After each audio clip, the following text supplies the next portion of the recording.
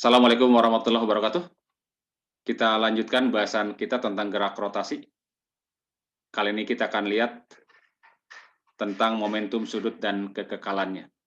Di video yang lalu, pada pertemuan yang lalu, kita sudah bahas tentang energi pada gerak rotasi ya.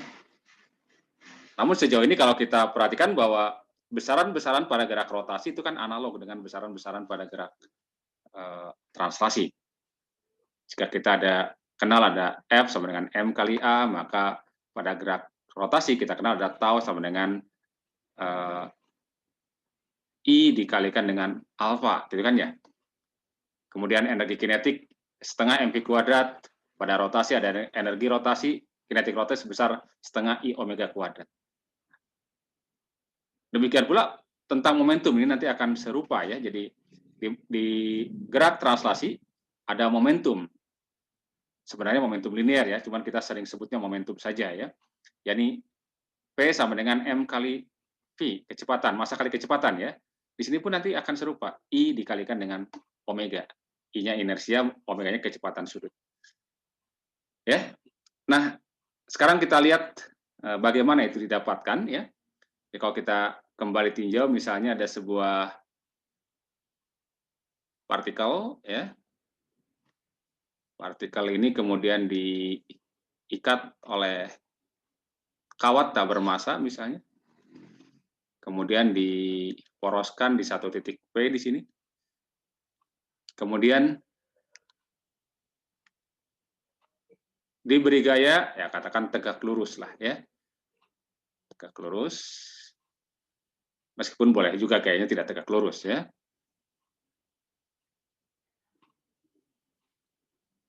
F. Nah, letak titik tangkap gaya terhadap poros itu kan yang kita kenal dengan namanya lengan gaya kan ya, R. Akibatnya kan akan timbul momen gaya kan ya. Momen gaya itu kan secara definisi kan R di cross dengan apa? F ya, perkalian silang antara vektor lengan gaya dan gayanya ya. Nah, akibatnya kan nanti dia akan bergerak akan berotasi kan ya. Oke, dia akan berotasi. Misalnya ini rotasi di sini ya.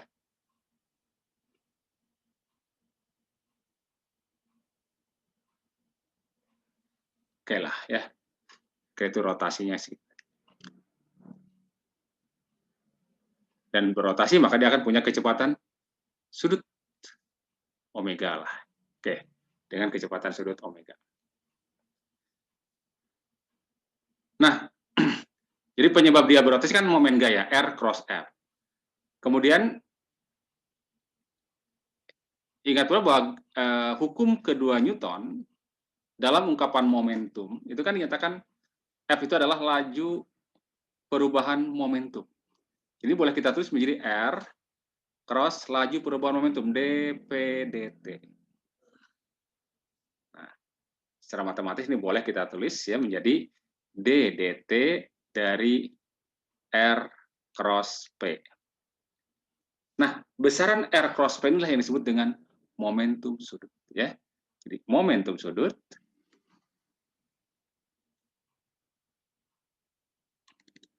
diberi simbol L itu adalah R cross P. Nah, kemudian kalau kita lihat arahnya bagaimana ya? Arahnya sesuai saja dengan aturan putaran skrup ya. Jadi R diputar ke P momentum ya. Nah, bagaimana arah P-nya ya? Arah P-nya sama dengan arah apa?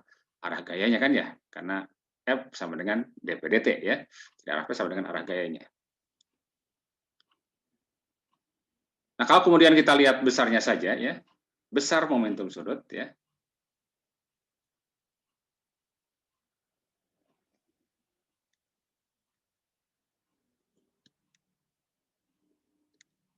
Berarti L sama dengan besar R dikalikan dengan besar P dikalikan dengan sinus theta gitu kan ya. Oke.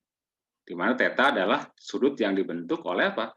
Oleh momentum sudut momentum linear dengan R-nya, atau oleh gaya dengan R-nya, ya.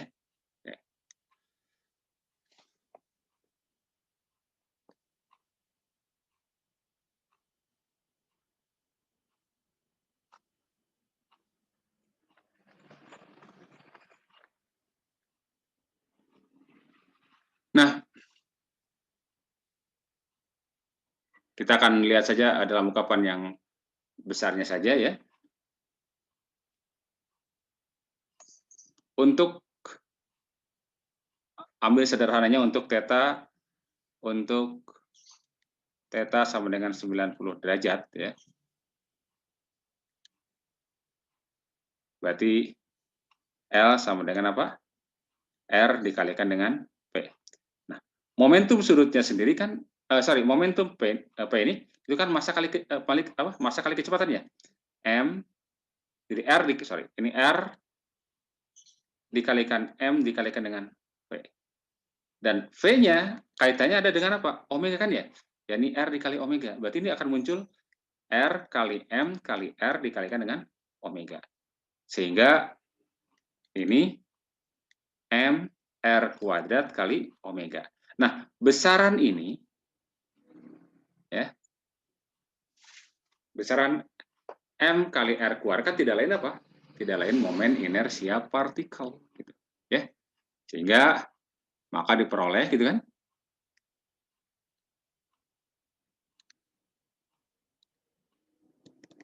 Bahwa momentum sudut sama saja dengan I dikali dengan omega, ya. I dikali dengan omega.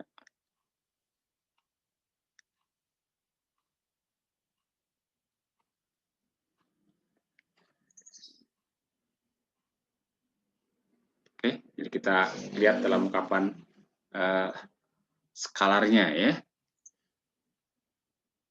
Sebenarnya dari sini juga bisa diperoleh ini, ya, kaitannya dengan apa? Dengan omega, ya. bisa diperoleh juga dari ungkapan vektornya, ya. Tapi untuk memudahkan kita ambil dari ungkapan skalarnya, ya. Jadi L sama dengan I dikalikan dengan omega. Nah, kembali ke rumusan ini, ya. Pada kasus gerak rotasi berarti kita bisa ungkapkan bahwa tau, ya,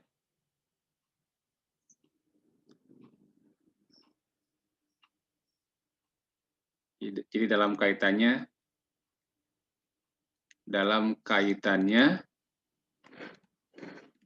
dengan momentum sudut, ya,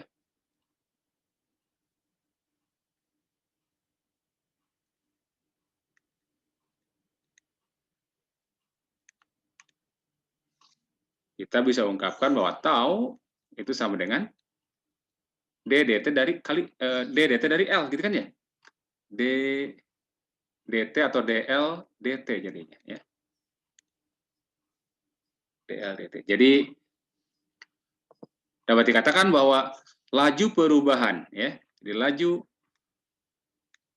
laju perubahan momentum sudut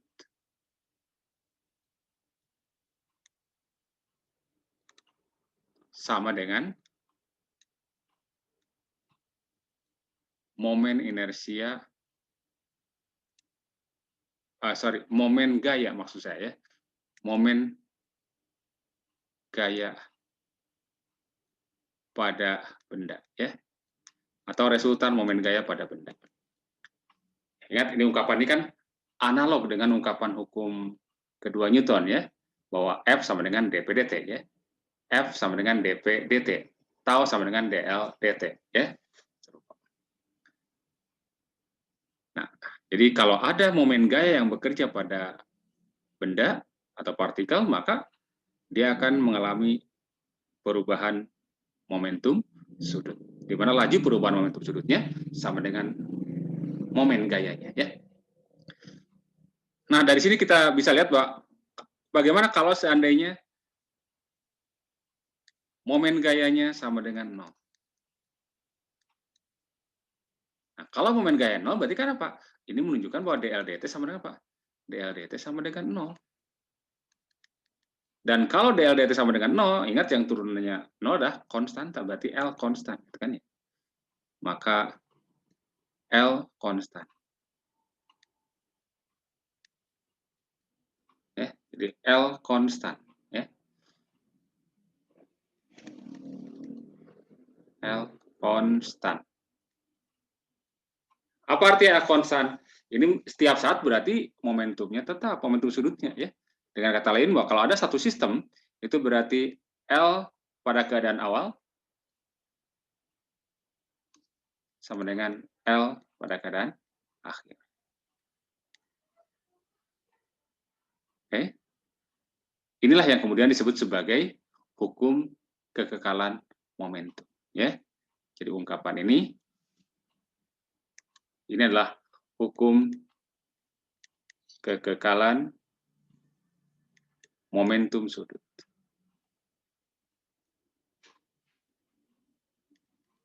Jadi ada kasus di mana resultan momen gayanya sama dengan 0, momen gaya luarnya, ya, maka akan berlaku hukum kekekalan momentum sudut.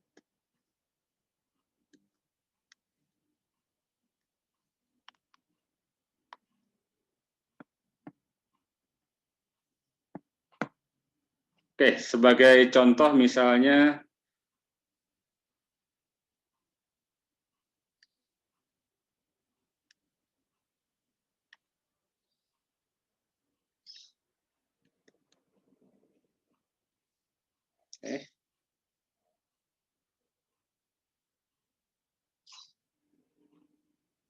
sebuah bola kecil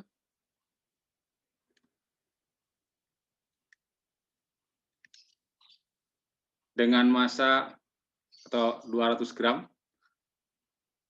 diikatkan pada tali tak bermassa, ya.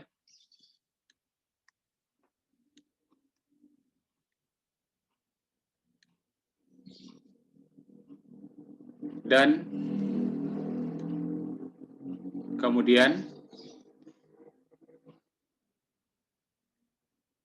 diputar, ya.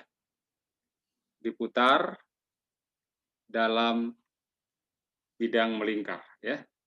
Dalam bidang datar, ya, dalam bidang datar.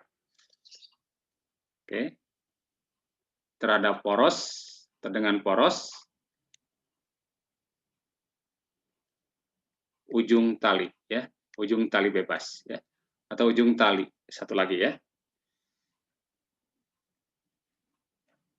Ujung tali lainnya, ya. Panjang tali 1 meter. Jika kecepatan sudut bola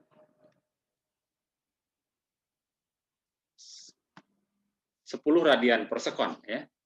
10 radian per sekon. Berapakah momentum sudutnya, ya?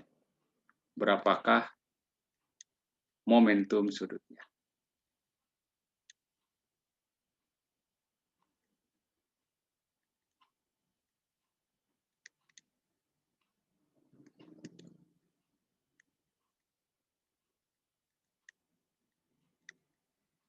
Ya.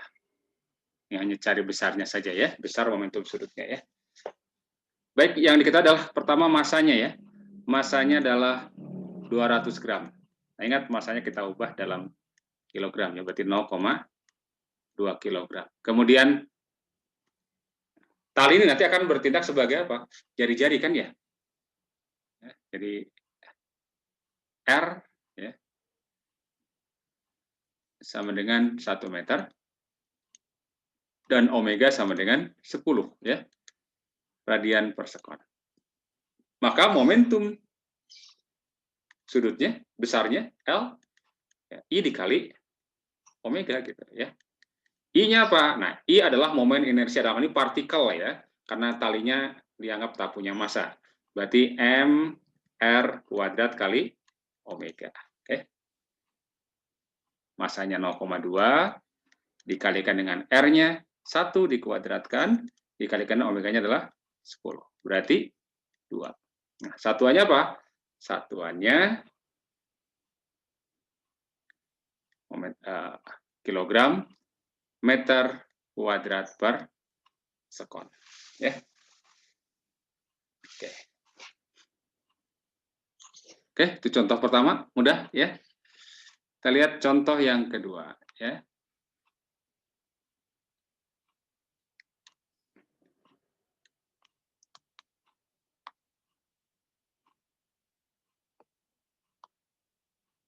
Contoh kedua,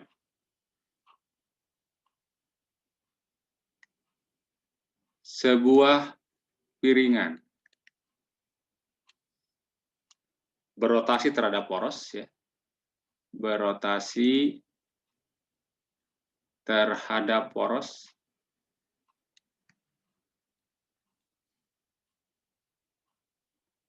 melalui pusatnya ya.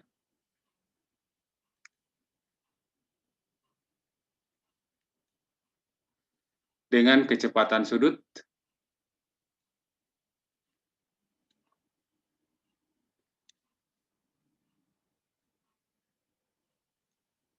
50 radian per sekon.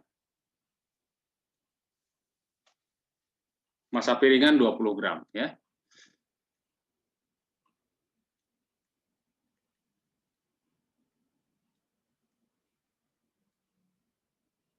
Dan jari-jarinya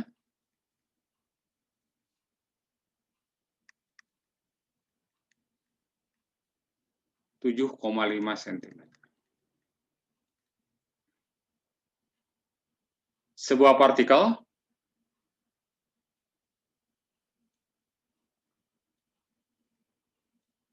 tiba-tiba menempel pada piringan tersebut ya. Padanya ya. Pada piringan maksudnya ya. Tepat atau pada piringan lah, pada piringan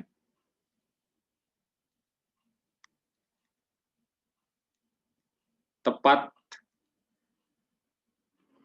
di tepi ya.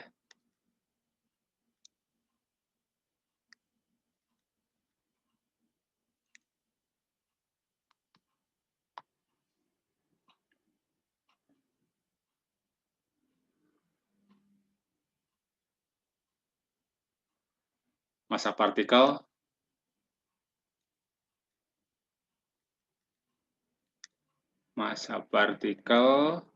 10 gram.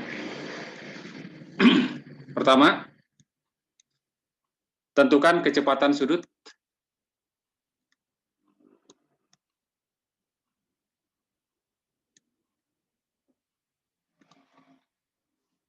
setelah partikel menempel ya. Setelah partikel menempel.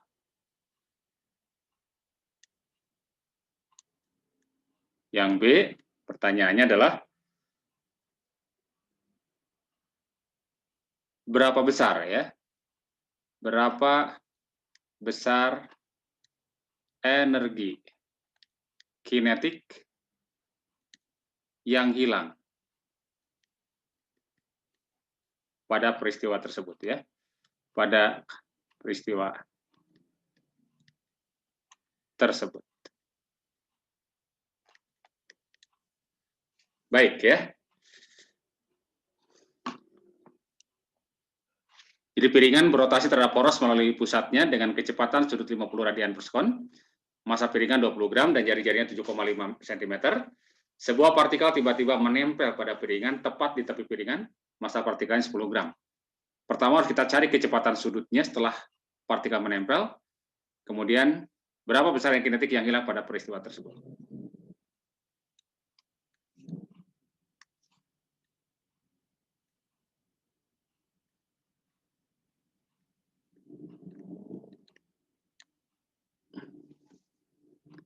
Ini ada kondisi sebelum dan sesudah. Nah, ini misalkan piringan ya. Oke. Ini piringannya nih ya. Ya. Kalau ini adalah porosnya mulai pusat.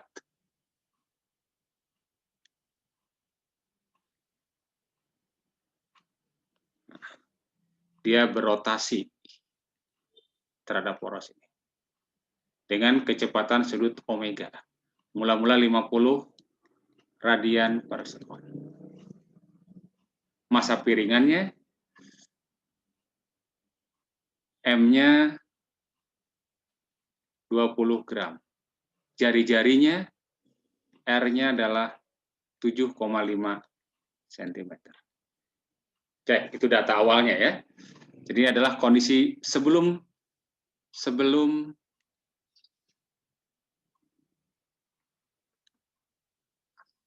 partikel menempel ya. Partikel menempel. Ini kondisi sebelum partikel menempel. Kemudian ada kondisi setelah partikel menempel ya.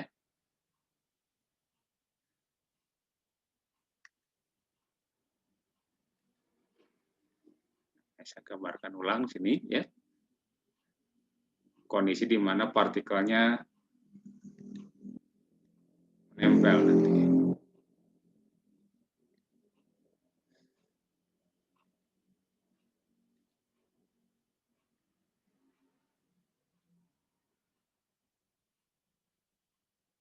Misalnya partikelnya ini di sini ya. Nah,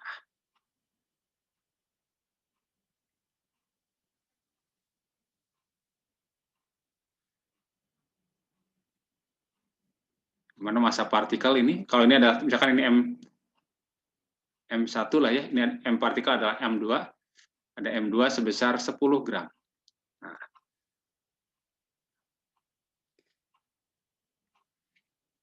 ini adalah kondisi setelah partikel menempel. Oke.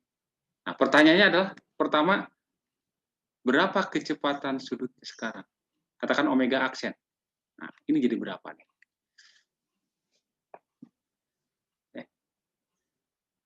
Itu pertanyaan pertama ya. Pertanyaan kedua nanti adalah bagaimana energi kinetiknya ya.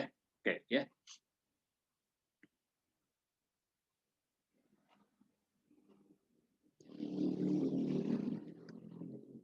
Baik.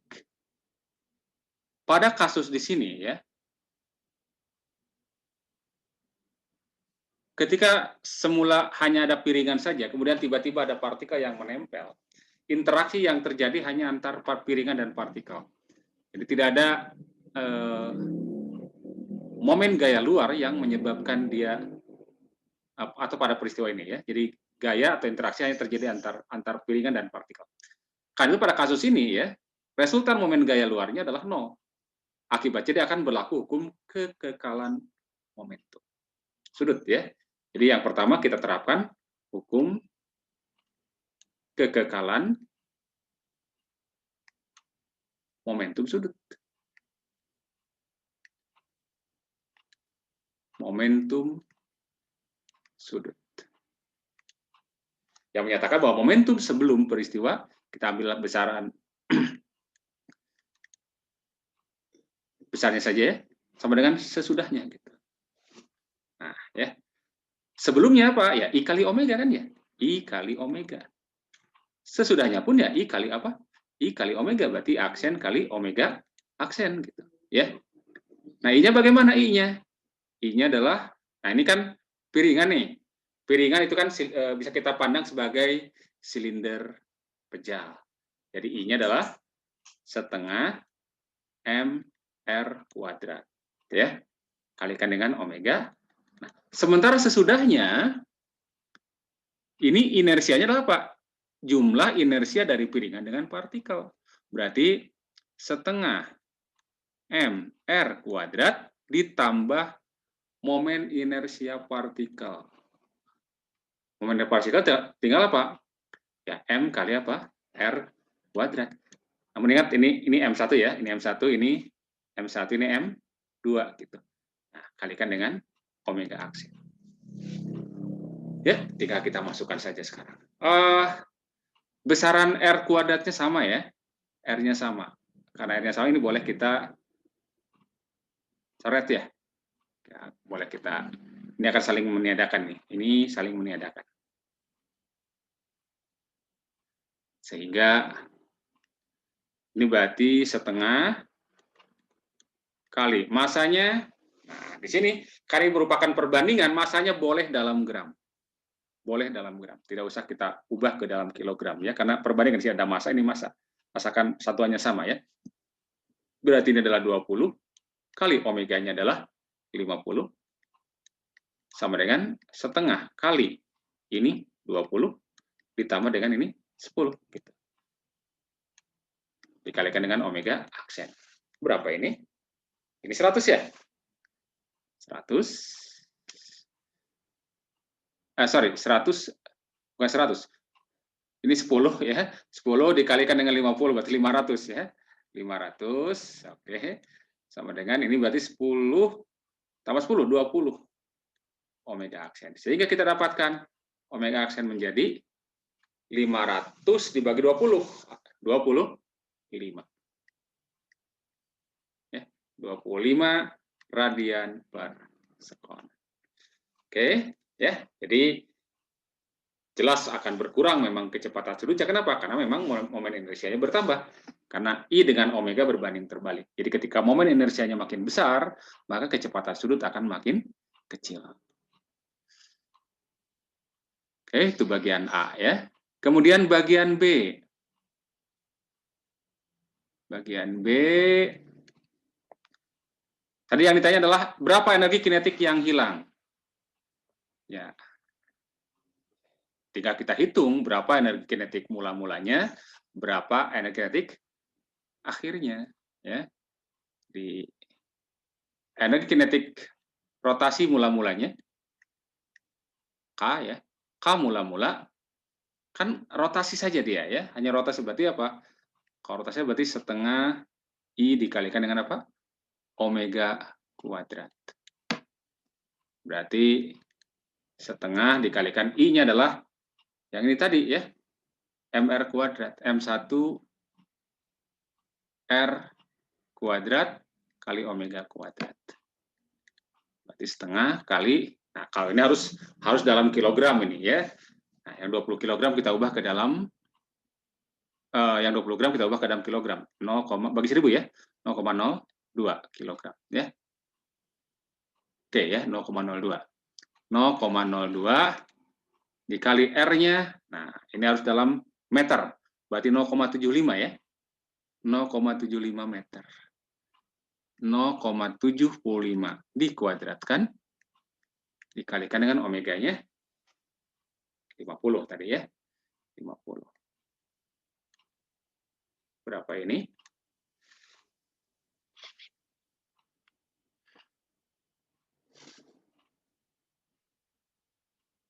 Ini kan sebenarnya 3/4 ya, 0,75. Ini berarti 9/16. Ini jadi 0,01 kalikan dengan 50, berarti 0,5, jadi setengah ya. 0,5 dikalikan dengan ini 3/4, jadi 9/16. Jadi 0,5 dikalikan dengan 9/16. Ya, berarti 9/32 ya. Biarkan begini sajalah. Ini satunya apa? Joule ya. Atau kira-kira ini 0,3 lah kira-kira ya. 0,3. Kemudian ini K sesudahnya apa? K sesudahnya ya tinggal jumlahkan. Yang satu bergerak rotasi, yang ini kan yang M juga punya energi kinetik ya. Punya energi kinetik ya. Atau boleh langsung aja ya, I-nya yang ini tadi ya. Jadi berarti setengah dikali inersia dari apa? Inersia dari silinder atau piringan setengah M1R kuadrat ya.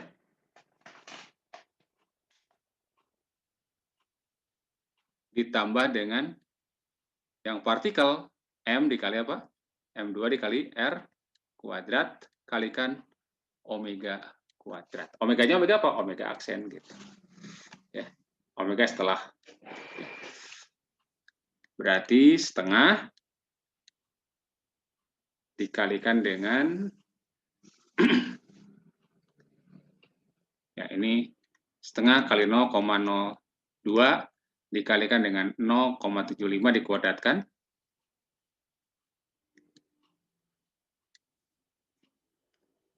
ditambah dengan 0,01. Ini kan masanya 10 gram ya, 0,01 yang ini. Kilogram. Dikali R 0,75 juga ya. 0,75 kuadrat dikalikan omega. Omeganya adalah 25 sekarang ya. Berarti 25 kuadrat ya. Oke. 0,75 kuadrat kita keluarkan saja ya. Berarti setengah kali 0,75 kuadrat dikali ini tinggal 0,01 ya. 0,01 ditambah dengan 0,01. Berarti 0,02 ya.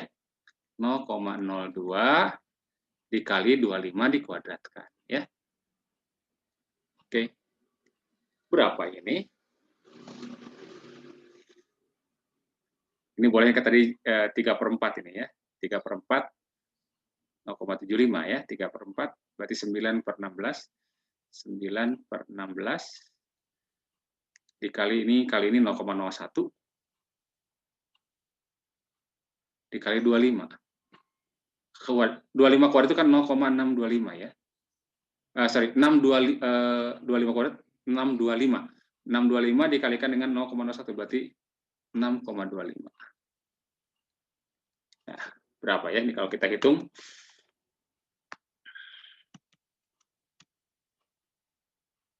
Silakan dikotret saja atau pakai kalkulator saja.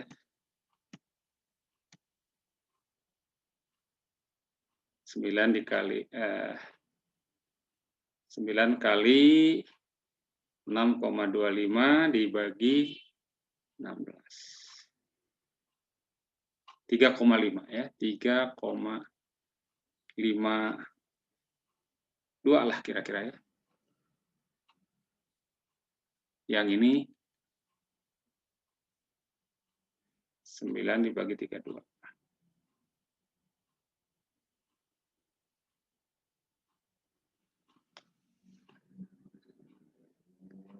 Nol 0,28 ya.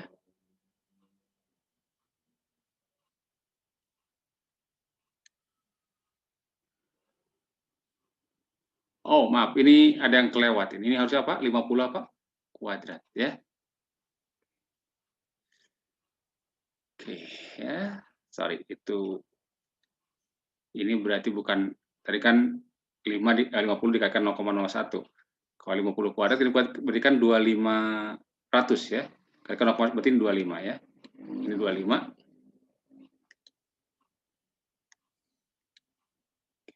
Baik. Oke, 25 dikali 9/16.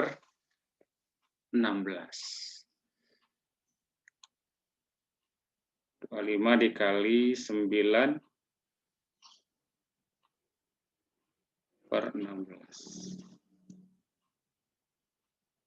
14 ya.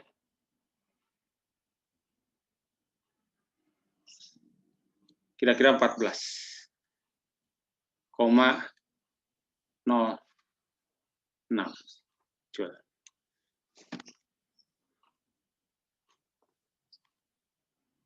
Oke. Nah,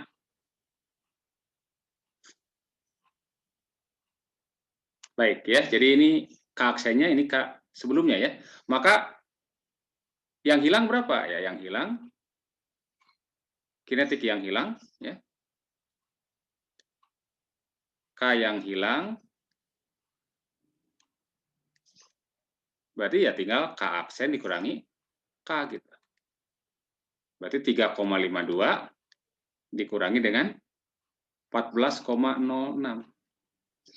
Berapa ini? Nah,